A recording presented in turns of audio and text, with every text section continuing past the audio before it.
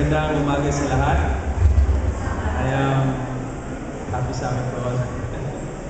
I am very fortunate to be invited here in our church. Hello, Mike. Okay, po isa.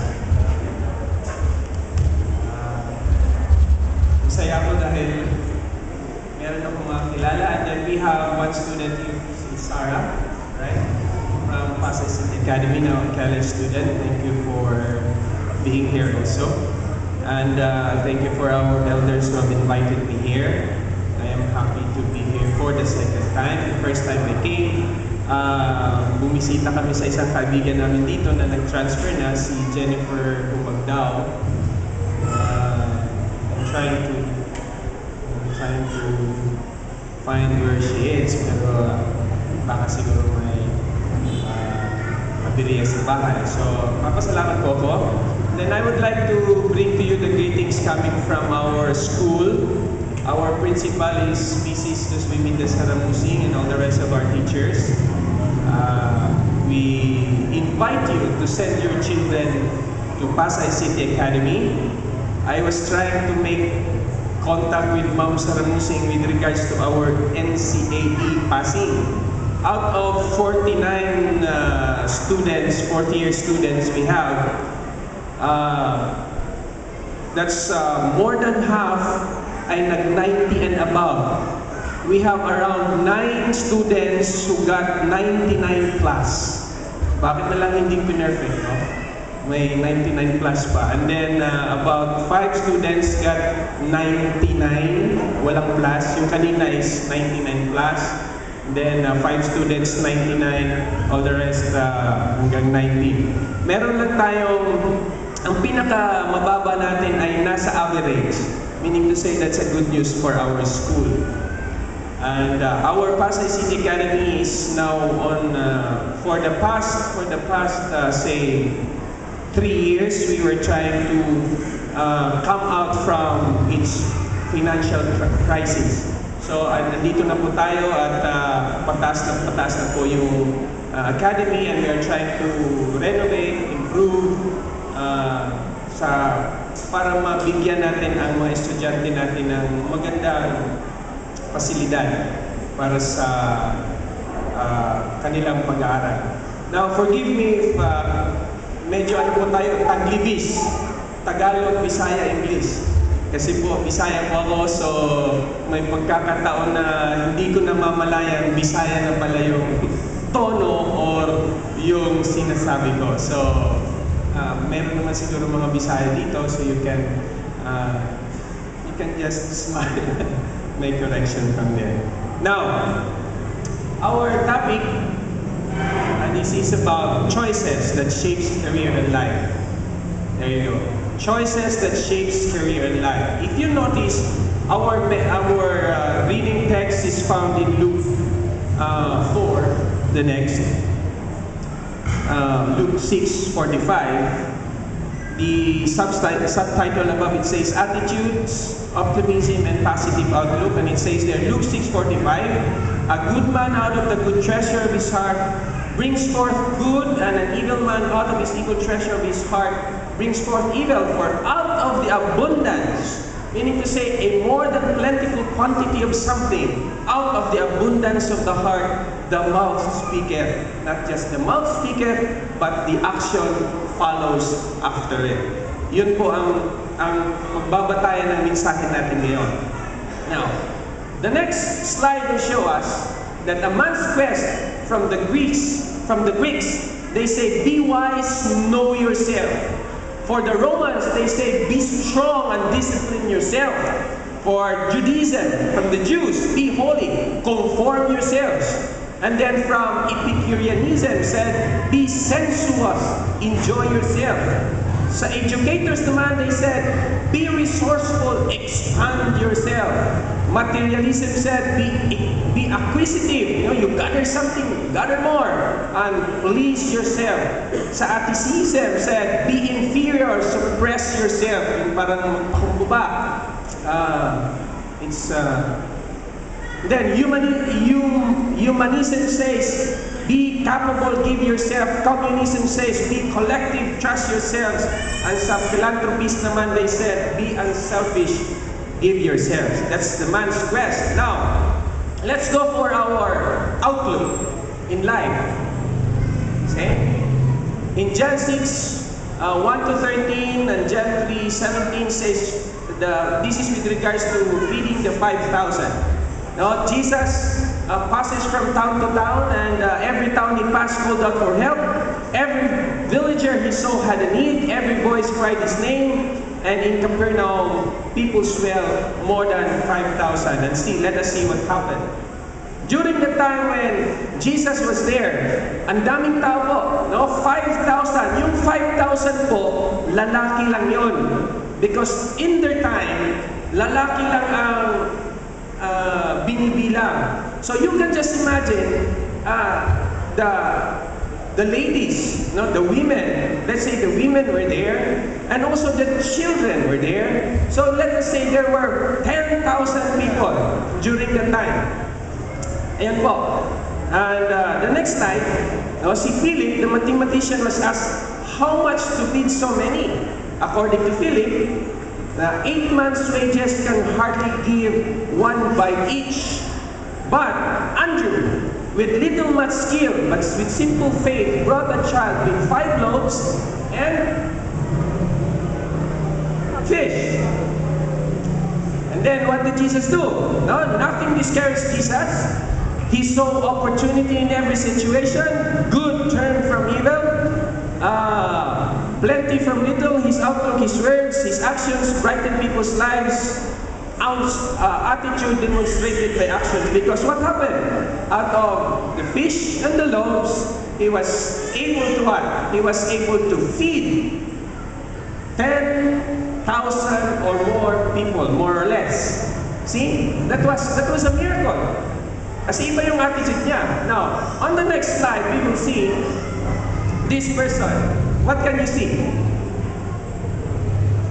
Try to check.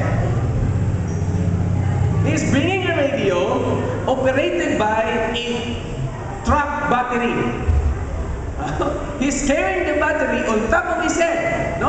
Andun sa ibabaw ng kanyang ulo ang baterya. Okay? To power the very stereo, the cassette, in order for him to what? To enjoy music. Ang tanong natin is, masaya ba siya? Nalulungkot ba siya? No? Life is best for those who want to live it. No, ang buhay ay maganda kung gusto natin mabuhay. Life is worse for those who want to criticize it. Ang buhay ay napakapangit kung palagi natin nakikita sa tao ang pangit. What? And then, our attitude defines life. Love so hard that even sorrow smiles at you. Live life so well that even death loves to see you live. No, nasa sa atin po ang pagpili kung anong klaseng buhay ang gusto natin. Now, sa next slide, nasasabi dyan, where Philip saw hungry masses, Jesus saw hope. Where Philip saw 2 fish and 5 loaves, Jesus saw a banquet. And optimism is less difficult to describe than to define. Optimism makes cancer patients to live one more day. There's a story in the middle about 2 bricklayers was asked, what are they doing? Kung ano daw ang ginagawa nila. Yung naglalagay, kung sa atin pa kayo yung mga mason, naglalagay ng hollow blocks. Sabi ng isang tao, ano ang ginagawa mo? Sabi ng isang mason, si A, about $9.50 per hour. Yun ang nakikita ko. But the other one said, I am making the greatest cathedral in the world. No, iba yung pananaw niya. Okay? Iba yung pananaw niya. One time there was a child who asked a person that is digging, an engineer who was there standing. That child asked, Sir, what are you trying to do? Letting the man dig something there in the ground. Sabi nung engineer, we will dig down in order for us to create in a high Depende po sa pananaw ng tao. Next slide. Optimism moves the heart from I can to I will and often to the great I did. Optimism is often associated with enthusiasm. Optimism comes from the French word meaning best or greatest and from Latin word meaning power. Sunod-sunod po tayo. Next slide.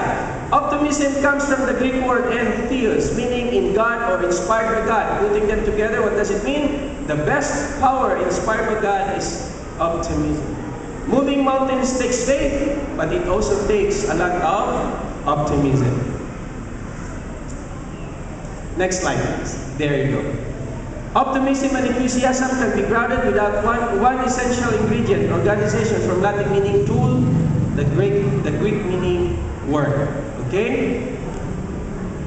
Enthusiastic optimism is contagious like happy virus spreads quickly, affecting everyone around. Sa buhay po natin, from yung daily life po natin, no? Sa bahay po natin, halimbawa, kung umaga-umaga may nagbamakdol, nagbamakdol ba? Murmuring? Tama ba yun? Mamakdol. No?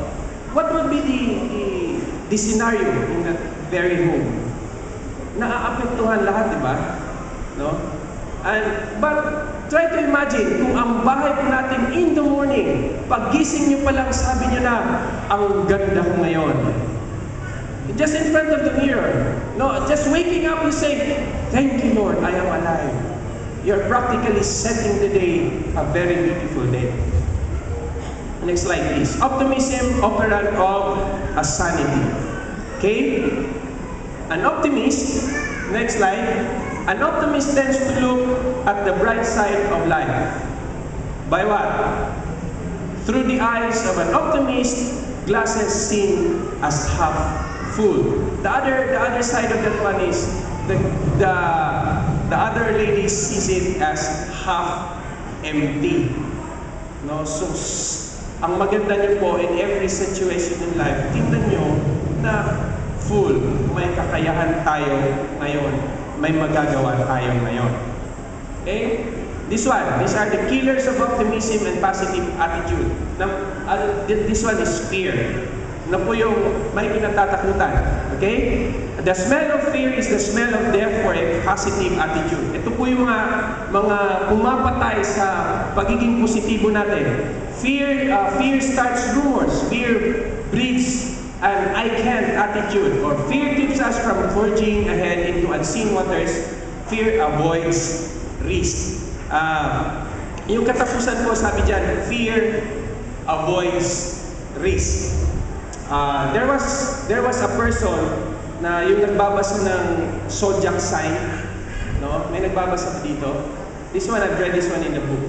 Nagbabasa ng zodiac sign. Ang sabi dun sa zodiac sign na sa petsang ito ay madidisgrasya siya.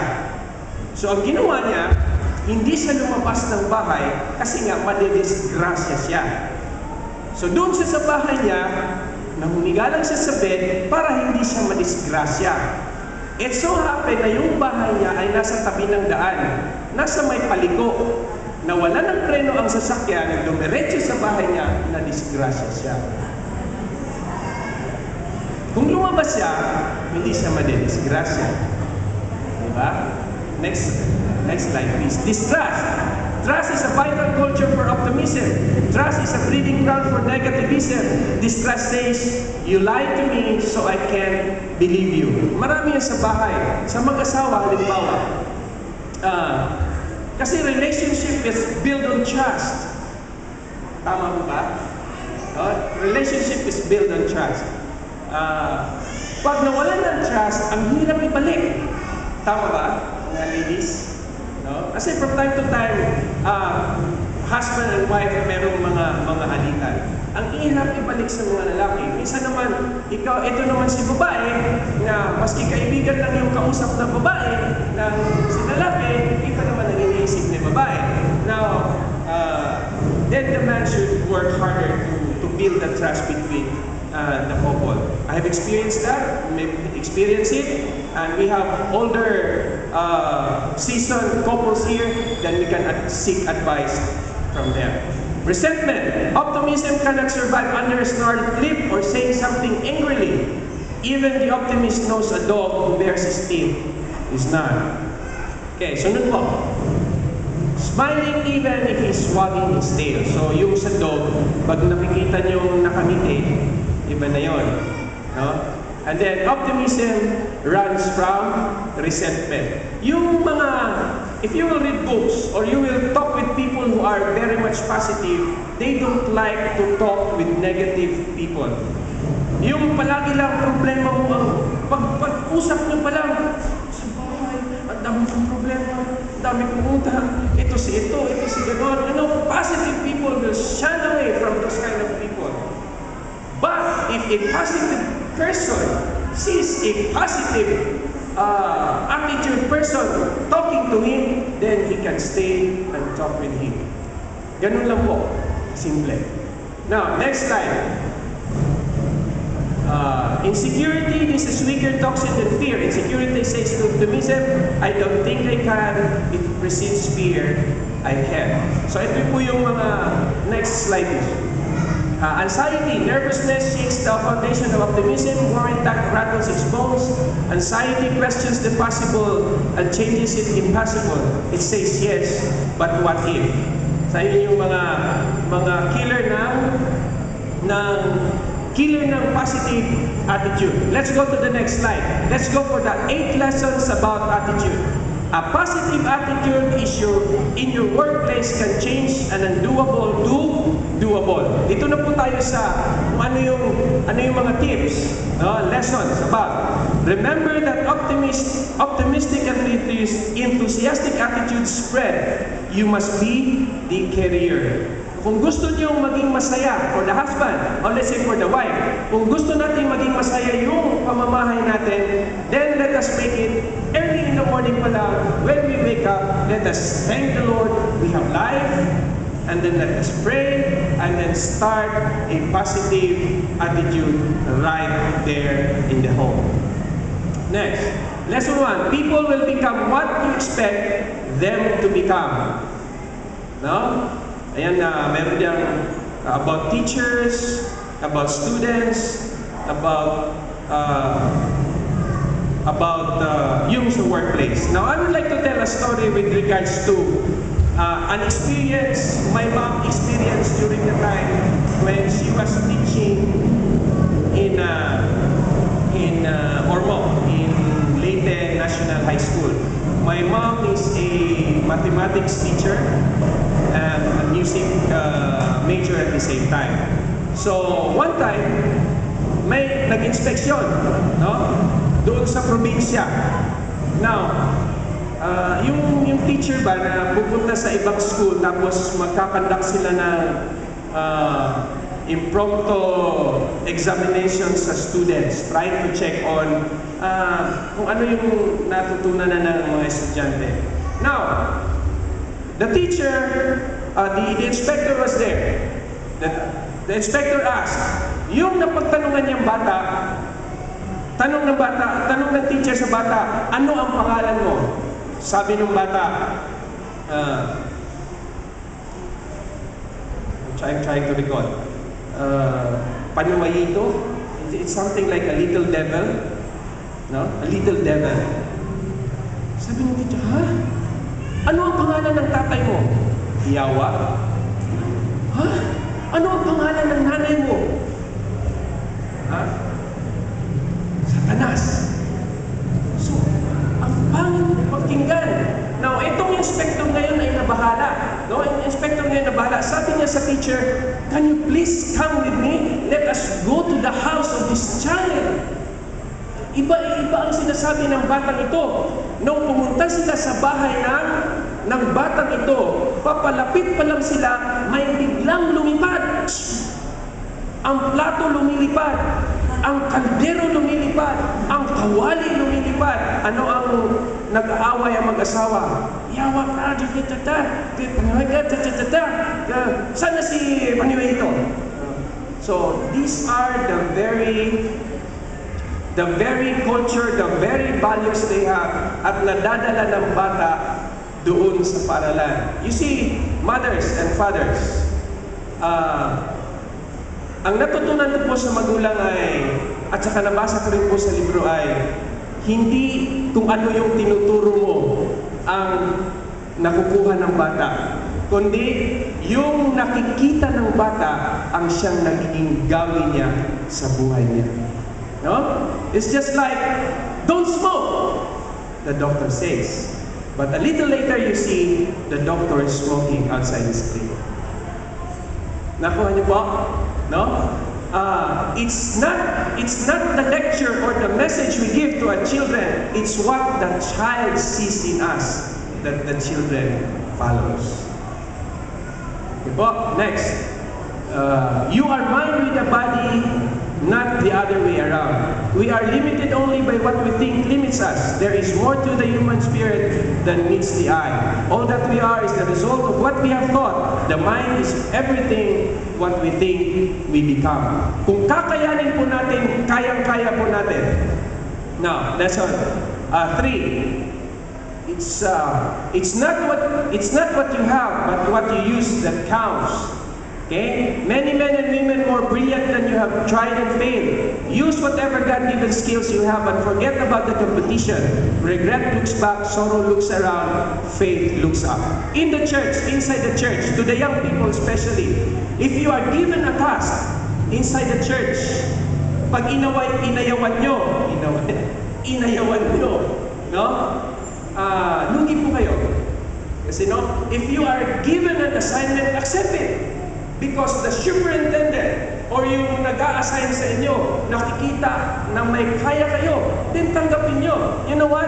If you will accept an assignment, most likely you will study in order to deliver that assignment. Sino ang nag-benefit? Kayo mismo. Because you are able to learn. Yes, there will be butterflies in the stomach. Totoo po yun. No, meron tayong kaba, nanginginig ang tuhod. Bayaan nyo lang po yan. One time, when I was in college, I was assigned to sing. No? I was so afraid because that will be the first time in my life na ako'y kakanta. Ganito po yung nangyari. Graduation po. Ako yung nag-a-assign ng participants during the graduation. So, andun na lahat. No? Andun na lahat. Our advisor, the senior class advisor, na-notice niya na wala akong part. Sabi niya, Mr. Fernandez, wise ka. Kasi may part na lahat. No? Kasi ayaw ko na may part ako. No, kumbaga, okay lang ako sa background. Sabi niya, no. You will sing. Nako, sa lahat ng parts ko, itong pagkanta ay kalbaryo ko po. No, kalbaryo ko po yan. Wala akong magawa dahil advisor ko yung nagsabi, so ako'y kakanta. You know what's the assignment? It was Our Father, which art, yung prayer mismo. At saka divine worship song. So dalawang inassign sa akin na sa akin hindi ko kakayanin. So, in order to help me out, tinanggap ko. Okay, nakita ng advisor na kakayanin ko, tinanggap ko. Kasi prior to that one, yung sa district pa lang kami, my dad is a pastor in the district, my mom is a teacher who's a good singer. Every time nakakanta ako, napapatago ko sila. Kasi lumilihis po ako ng nota. Nawawala ako sa nota, to be honest with you. Now, during the graduation class, in order for me to be able to perform, nag-seek ako ng help kay Mrs. Tabaranza. No? So, si Ma'am Tabaranza is a music teacher. He scheduled me to sing at 4 o'clock in the soccer field at Mountain View College. 4 o'clock, soccer field sa Mountain View College, and this is what I will sing. Mia, mia, mia, mia, mia, mia mo, hanggang graduation time. So, do you think it's a voice torturing? To me, it was voice torturing. Early in the morning, 4 o'clock, singing that way. Walang ibang kakantahin, yun lang po. Mia, mia, mia, mia, mia mo. Sa early morning, para ako, crazy in the middle, early in the morning. But it paid off. It made my mother cry. It made my sorry. It made my mother happy. It made my dad happy. Now, sorry for being emotional. Let's go for the next lesson. Lesson 4. Attitudes are outward displays of the heart. Jesus said, as a man thinks in his heart, so he will demonstrate for. Okay? So he will demonstrate. The best religion is the one that gets you closest to God. It is the one that makes you a better person. Next slide. Now, what is it that makes you better? Whatever makes you more compassionate, okay? More sensible, more detached, more loving, more humanitarian, more responsible, more ethical. Being happy is not a matter of destiny, it is a matter of option. Yan po, kung gusto niyo maging happy, piliin nyo, pipiliin natin. The next slide will say also, the secret of success is simple. Ito po. Try to read with me. Find a hurt and heal it. Find a problem and solve it. Bawat isa sa atin may problema. You see, heaven is wider than the earth. Diba? Meaning to say, solutions are many to a single problem. Yung malaking problema, ito po correct me if I am wrong, yung malaking problema po is a cluster of small problems. Do you agree with me? Ang malaking problema ay nagkumpul-kumpul. What's kumpul? Kumpul-kumpul. Sama-sama. Nagsama-samang maliliit na problema. Okay? Ang malaking problema ay nagsasama-samang maliit na problema. Solve it bit by bit. Sooner or later, that big problem is already gone. Nakuha natin po? Ang malaking problema ay pinagsama-samang maliliit na problema. Kung gusto nating ma-solve ang malaking problema, solvahin po sa pinakamaliit. Sooner or later, we'll find out that we don't have that big problem anymore. Ganun lang po. Okay? Find an obstacle and remove it. Then bridge it or turn it into an opportunity. Yes, the secret of success is to find a need and fill it. What's a need? Walang trabaho. Try to find a work. Do a business. Marami pong problema sa mga young people natin.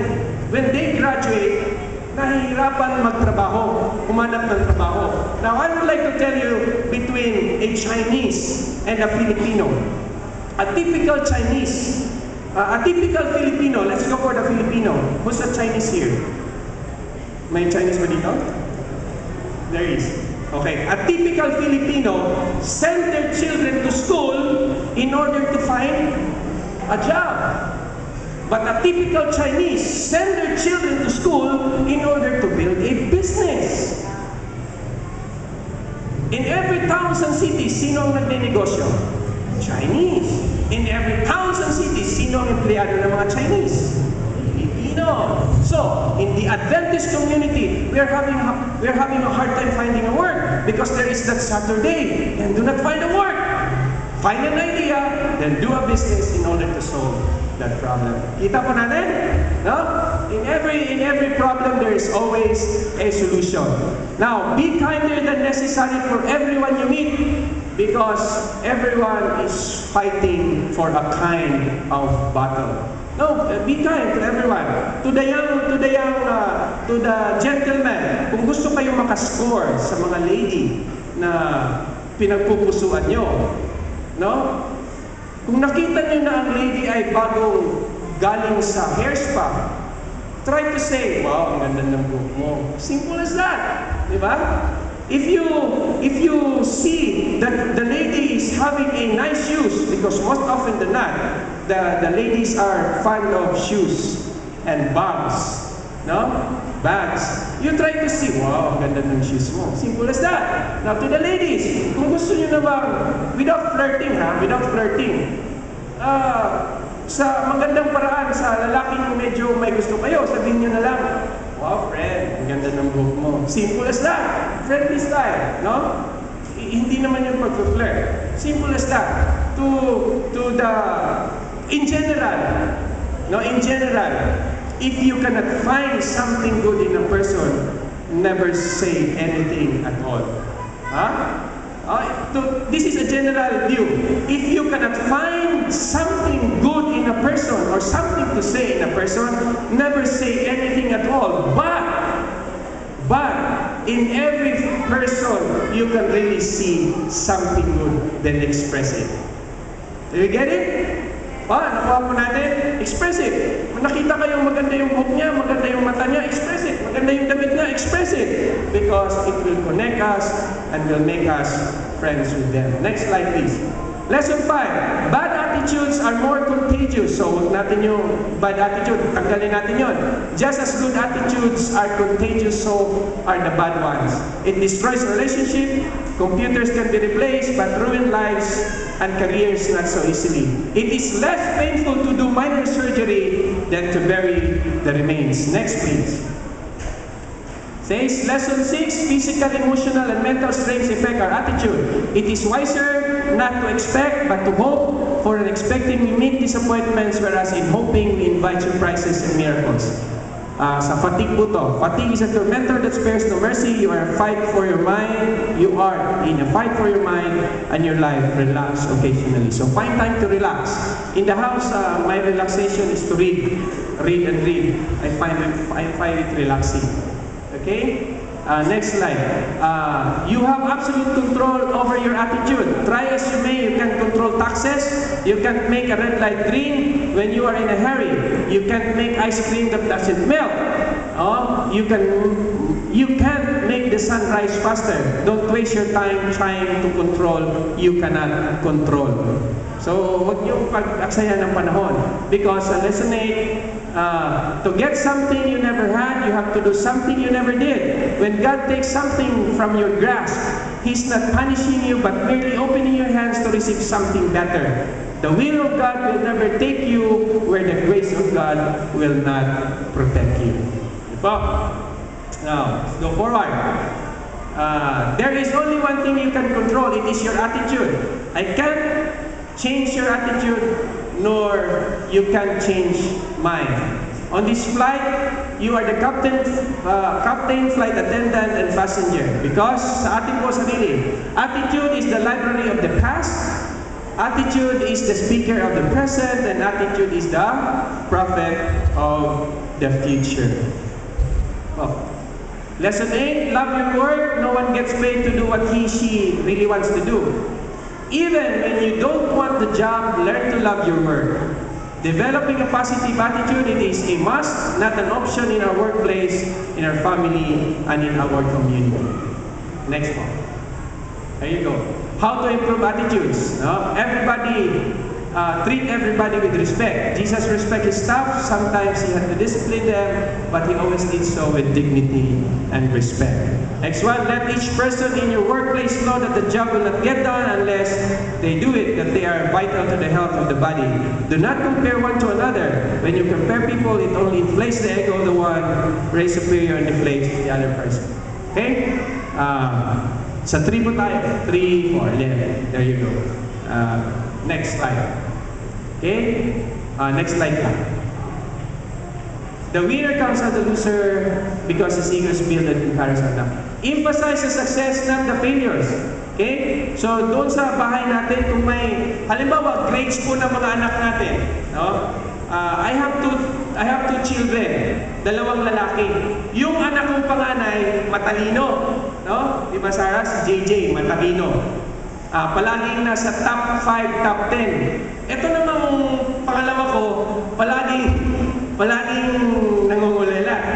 Meron akong pamangkin, sabi niya, aanhin pa ang 90 kung 75 ay pwede na. Di ba? Ganon yung sa kanya. Yung anak kong pangalawa, parang ganon nga yung sa kanya. No, but you see, napakasakit sa dibdib ng bata. Pag tinignan mo yung card, ang tinignan mo kaagad yung 70, yung 75. No? I was able to read a book that says, if you try to check on the card of your child, do not see the 70s. Appreciate him with his 90s or 80s and give him a treat. No? Yun yung best niya because yun yung doon siya matalino. No? Meaning to say, may 70 nga yung card ng anak mo, pero huwag mong tingnan yun. Tingnan mo yung 90. Aba anak, 90 ka dito sa ano mo sa science mo magdodoktor ka siguro. Kung tingnan yung 75 sa mathematics niya. Di ba? Tingnan mo yung 90 niya. Ganun lang po kasimple. Okay? Next po. Emphasize on people's success. De-emphasize their failures. So, huwag niyo masyadong tingnan yun. Avoid competition and contest, but set individual targets. No? Yung sa dalawang anak ko, example po, nakikita ko po yung kasi yung paglaki nila eh. Yung sa dalawang anak ko, yung panganay ko, talkative, mapursige, leader. Ito naman, pangalawa ko, tahimik. Okay lang sa bahay, okay lang matustususan. Kasi hindi po pareho ang mga anak natin. Iba-iba po sila ng attitude, iba-iba ng talent. Diba? Just like me, I am talkative. My wife is so mahinhin and slow food, mahinhin and shy type. Hindi masalita. Pwera lang kung nagagalit sa akin. Maraming nagsalita. Okay po. Okay? Team effort is the best way to build positive attitude. Don't bad the credit. Nobody support ego. Okay, next slide po. There you go. Here. It is better to lose your ego to the one you love than lose your loved one because of your ego. Apa? Mas maganda po yan. Learn to love the undesirable of others, for anyone can love a rose, but it takes a great heart to include the thorns. No, lahat po natin, I remember Sunshine Cruise. Sino yung kay Edo Manzano? Edo Manzano. Nakalimutan ko po yung nagregalo ng maraming prutas, 12 fruits. Yung nag-run ng governor sa Bohol. Try to help me out. Cesar Montano, yes, thank you very much. Cesar Montano give his wife, anong pangalan ng wife? Sunshine Cruz. A different kinds of fruits. Andoon yung durian, andoon yung mangga, andoon yung pinya, andoon yung klaseng-klaseng fruits. Sabi ni Sunshine, ano bang ibig sabihin ito? Sabi ni Cesar, if you will accept that, tatanggapin mo yan, yan ako. Yan ako, may mabaho, may matamis, may matinik, may mamata-mata, may magandang namnamin, may masarap itapon dahil sa baho niya. So, yung klase-klase mga fruits. So, ganun po. Okay?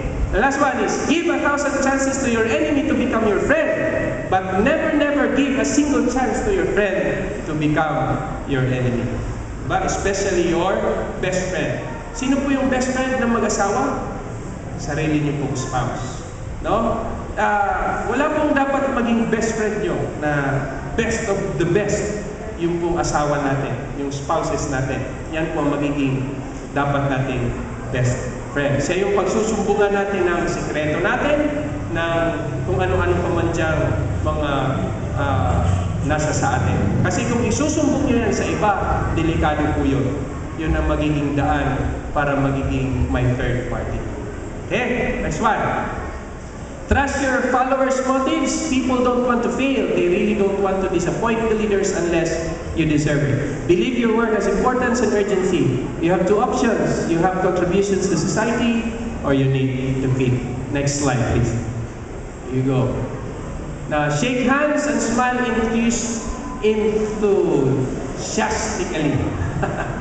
Okay po, pretend na yung linalamanuhan nyo ay magbibigay sa inyo ng pera. Okay? Pretend that they are about to give you a check that will forever end your debts. It's a joy to see people smiling, but the most rewarding and fulfilling joy in life is when you are the reason for their smile. Okay? Next slide. Praise your people. Find something good to say to everyone within reach every day. Praise them for the work area clean. Praise them for their positive attitude and even an answer for phone calls. Okay, next. Give someone of your love. Giving someone of your love is never an assurance that they'll love you back. Don't expect love in return. Just wait for it to grow in the heart. But if it doesn't, be content it grow in your heart. Now, ito po like for example, parents, no? You love your children so much, no? At times, we expect our children to love us back, na talagang they will serve you, they will do this and do that, be on time, this and that. Ito po yung advice sa mga parent. Do not expect na talagang palagi yung mga anak natin, because as they grow, unti-unti po yung nawawala sa bahay natin. The one that we have is our spouse. Now, if it's true that we don't know what we've got until we lose it, but it's also the truth that it is also true that we don't know what we've been missing until it arrives. Okay? Practical tips. Ang dami pa po dito. But I wanted to jump on something. Okay, next slide po. Ito po yung mga Bible quotation, mga Bible tips. And then next slide po. Remember that people, this is about, we have talked about it, this the power of prayer. Ito po yung pagdadasal natin. And then next slide please. Marami po mga Bible characters na nagdasal po sila. But, and then they were answered. And next slide please. No? Reminder, choice is free but you are not free to choose the consequence. Ito po yung pinaka-last dyan, and then we will go to the next. I will be telling a story. Choice is free but you are not free to choose the consequence. Kaya po ang piliin natin is yung magandang asal, magandang gagawin, because the consequence will always be there. Next slide. Attitude, optimism, and positive outlook. Yung pong nabasa natin. Next slide, please. Benefits of laughter and positive thinking. Now, yan. We can be truly happy and have genuine laughter with a complete trust in Him, knowing He is in control of our lives. I will give you a story. This will be the last. Okay? The time is 11:45. So may 15 minutos pa po. One time, sa bahay po, no, ang husband gumising. Paggising niya, naamoy niya ang amoy sa kusina. Ang sabi niya, ano ba namang amoy yan? Okay? Nung pumunta siya sa kusina, nakita niya yung asawa niya na sa pagmamadali, hindi pa nakapag-bihis. Kasi umaga process time. At saka nakagulong-gulong pa yung buhok niya. Ang sabi niya, maligo ka nga? Yun ang sabi niya sa asawa niya.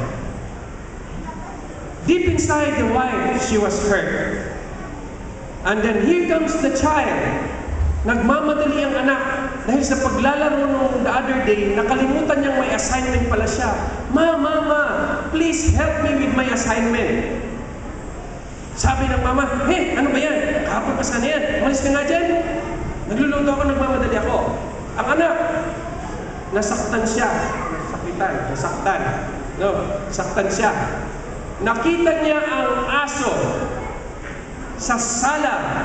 Sinipa niya. Sabi ng aso, lumabas ang aso. Nasaktan yung aso. Nakita niya ang pusa sa labas ng pintuan nila at hinabol. Pumasok sa bintana, pabalik sa bahay. Bumalik ang aso, nagkagulo doon sa sala ng bahay nila. Nakatago ang pusa doon sa may sulok, sa likod siguro ng refrigerator or sa kwarto. Sabi ng pusa, nakita ng pusa ang daga. Na ang daga trying to find something to eat kasi umaga nga. Nung makita ng pusa, there was a, terrible chasing. Hinabol ng pusa ang daga hanggang nakasuksok, nakatago, nakatago sa aparador, no? At dahil sa takot ng daga, ngat-ngat siya ng ngat-ngat. Ngat-ngat siya ng ngat-ngat. Natapos ng maligo ang asawang lalaki. Sabi niya sa asawa niya, huwag na nga yan, ayaw ko nang doon ako kakain sa labas. Bis na ako, nabihis siya ng polo niya, diretso suot ng pantalon niya, sakay sa bus, doon na lang siya kakain malapit sa opisina niya. Pinagtitingnan siya ng mga pasahero dahil ang daming butas sa likod ng polo niya. Let us reverse. Let us reverse the scenario. Okay? Let us reverse the scenario. Bagong gising ang asawang lalaki. Sabi niya, ang ganda ng umaga ngayon. Ang bango ng ulam siguro. Paglabas niya, yinakap niya ang asawa niya. Sabi niya, ang bango-bango ng asawa ko. Maski wala pang ligo, bango-bango ng asawa ko. Ang sa puso naman ng asawa niya, napaka-bulero mo talaga, sabi ng asawa. Pero gustong-gusto ng mga babae yun, ng mga asawa yun. Lumapit ang anak niya, Mami, ang assignment ko, halika anak, dito ka. Habang nagluluto siya, tinutulungan niya yung anak niya ng assignment. Nung matapos na, pumunta yung bata sa sala, andoon yung aso. So hinapuhap niya yung aso. Hapuhap. Hinaplos. Hinaplos niya hinaplos ang aso. Hinahaplos niya yung aso. So, yung aso, dahil sa ang sarap-sarap ng feeling niya, nakita niya yung pusa. Anong ginawa niya sa pusa? Tiningnan niya lang yung pusa. Hindi niya hinabol. No? Sayang yung isang this topic that I have is actually the long version. I have a shorter version that has the picture of the cat and the mouse and the dog. Nung makita nung gumagala-gala yung pusa, dahil yung pusa ay busog naman sa pinakain na nila, nakita niya yung daga na umaligid-aligid. Tiningnan niya lang yung daga. Hindi niya hinabol. Nung matapos maligo ang asawang lalaki, kumuha ng polo, kumain ng konti, sabi niya, Han, nagmamadali kasi ako nakain lang ako ng konti Tinikman niya ng konti, sabi niya, ang sarap. Tapos, umalis na siya. Punta sa opisina, walang butas yung polo niya. Did you get the whole story? No? It only depends on our attitude. That can make a difference. Sa umaga pa lang, when we pray, when we wake up saying, I am good, I am handsome, I am beautiful. When you say something to your wife, mabango ka, maski wala pang ligo, ang sarap ng ulam, maski natutong na. You will take care of the child. You see, husbands, in order to love your children is to love your wife. I have experienced it. If you wanted to love your children, you love your wife. Because by doing so, whether we like it or not, the children are much closer to the mother than the father. Bihira lang po yung anak closer sa father. Di ba po? So that's the message that we have this morning. Sa Luke, babasahin ko po ulit. We will not continue more. I know there are still more in that slide. I would like to read. Please open it with me in Luke 6:45. No? Ang mabuting tao ay kumukuha ng kagalingan sa mabuting kayamanan ng kanyang puso. At ang masamang tao ay kumukuha ng kasamaan sa masamang kayamanan sapagkat sa kasaganaan ng puso ay nagsasalita ang kanyang bibig. See? It says there, a good man out of the good treasure of his heart brings forth good, and an evil man out of his evil treasure of his heart brings forth evil. For out of the abundance of the heart, the mouth speaketh. So meaning to say, nasa sa atin po. Pipiliin po natin kung ano yung advice ng Panginoon. Because we, as person, as we go outside the church, let us be a reflector of God's character. Let us what's that? Hawaan natin ang mga tao doon sa labas sa mabuti nating asal. Because a good message is not what you say, it's what they see. I repeat, a good message is not what you say, it's what they see. Happy Sabbath to everyone.